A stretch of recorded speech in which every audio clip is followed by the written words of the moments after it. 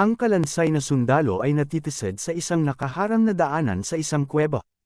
Ibinigay ni Lena ang isang palawit sa kanya para sa pag-iingat, na nagpapaliwanag ng kahalagahan nito sa kanya.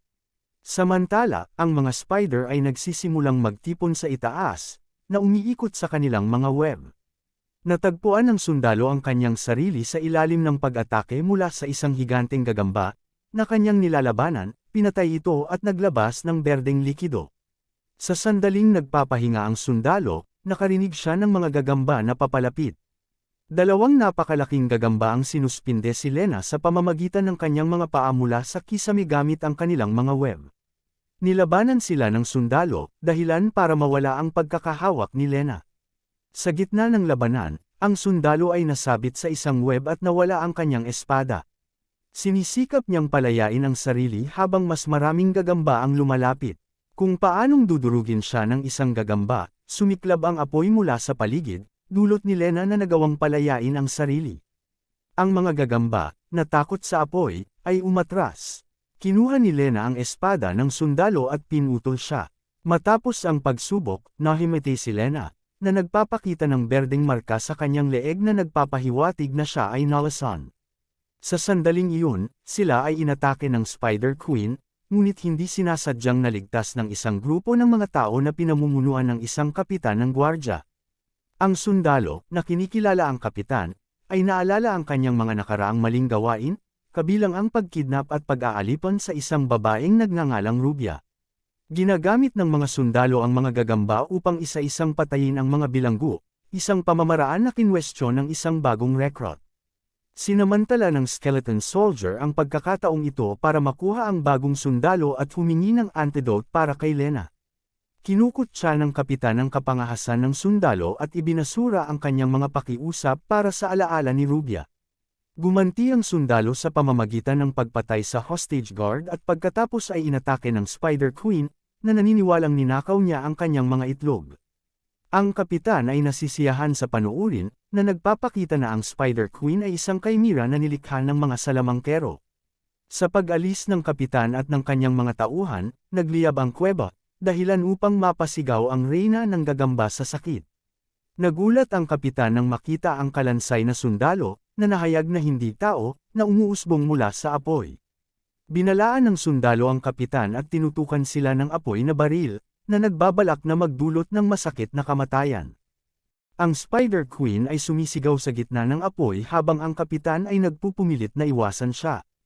Isang hukbo ng mga gagamba ang sumulong sa kanya, ngunit mabilis niyang ipinadala ang mga ito kasama ang mga natitirang sundalo na sumisigaw ng tulong sa kaguluhan. Habang nilalamon ng apoy ang buong kuweba, nagtamo ng matinding pinsala ang kapitan. Na-corner siya ng kalansay na sundalo, at sa kabila ng pagsusumamo ng kapitan para sa awa, walang awa niyang sinunog siyang buhay. Ang motibo ng sundalo ay masaksihan ang paghihiganti sa mga nanakit kay Rubia. Samantala, nakahiga si Lena na walang malay, at nakita ng sundalo na natutunaw ang kanyang mga buto at bumababa ang kanyang assimilation rate. Biglang nagising ang sundalo at nakitang natutulog si Lena sa kondangan nito. Siya ay nagtatanong kung siya ay namatay muli at nakatanggap ng isang abiso ng isang matagumpay na paghahatid. Nalilito tungkol sa tiyempo ng kanyang kamatayan, naalala niyang naglapat ng fire-resistant coating sa kanyang sarili at hindi nakaramdam ng init. Nagising si Lena, at ipinaalam niya sa kanya na dapat silang umalis papuntang Yublam. Sa Yublam, muling binisita nila ang insidente kung saan hindi matagumpay na nakipag-usap si Lena sa isang tindera para sa mga firebomb at mga bote ng salamin. Napaharap muli sa pagtanggi, pilit na hinawakan ng sundalo ang braso ni Lena, at umalis sila. Naaalala ang kanilang pakikipagtagpo sa Panday, dinakip siya ng sundalo, na hinihimok na bumalik sa kanyang tindahan dahil sa mga panganib ng lungsod. Sa tindahan ng Panday, nakuha ng sundalo ang apoy ni Grasmere upang labanan ang mga gagamba at mga sundalo. Nagulat si Lena at ang Panday sa sandata ng sundalo. Kinikilala ang kapangyarihan ng apoy, ang sundalo ay naghahanap ng angkop na sandata mula sa Panday. Sa sobrang galit, ibinuhos ng sundalo ang Panday na lumalaban sa init, na nagbabanta na gagamitin ang sandata sa kanya. Ibinunyag ng Panday ang kanyang hinala sa hindi pagiging tao ng sundalo at inakusahan siya na nagdulot ng pinsala sa kanyang bayan. Dahil sa pagkabigo, iminungkahi ni Lena na patayin ang Panday, at kinuha ng sundalo ang isang espada na huwad ng Panday kapalit ng pagligtas sa kanyang buhay. Pagbalik sa wasak na vault ng gagamba, binalaan ni Lena ang sundalo tungkol sa kawalan ng silbi ng lumalaban na pulbos.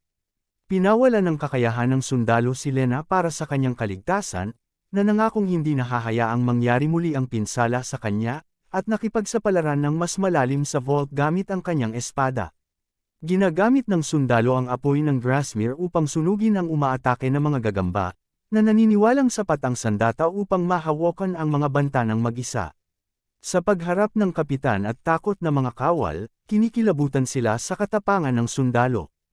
Ang kapitan, na may hawak na mga itlog ng gagamba, ay nagbunsod sa sundalo, na humahantong sa isang nakamamatay na paghaharap kung saan sinunog ng sundalo ang mga umaatake ngunit pinipigilan niyang gamitin ng labis ang apoy upang maiwasang matuno.